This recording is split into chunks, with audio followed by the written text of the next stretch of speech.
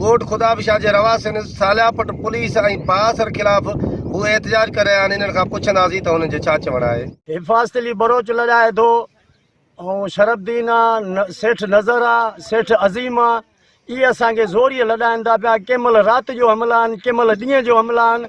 Police असांखो वञे कोन थी। असां कमायूं या पुलिस जूं कयूं। शहदनि जे प्लाटनि ते हिन वक़्तु असां वेठा आहियूं। हिते झुगड़ा आॾे असांखे बरोच जान नथा छॾनि पिया। होॾो बि बेघर थी आया आहियूं, हिते बि असांखे जॻह नथी मिले पई। असां मलाह जेको विहारियो आहे, असां पंहिंजनि प्लाटनि में असां पंहिंजा पैसा वठी उनखे प्लाटनि जूं सयूं करे ॾिनियूं।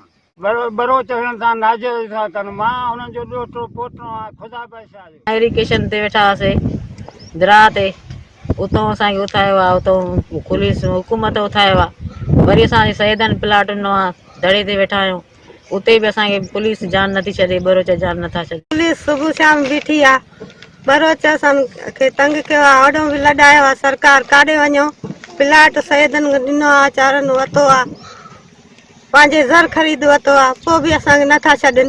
नारे तो लॾे आया आहियूं।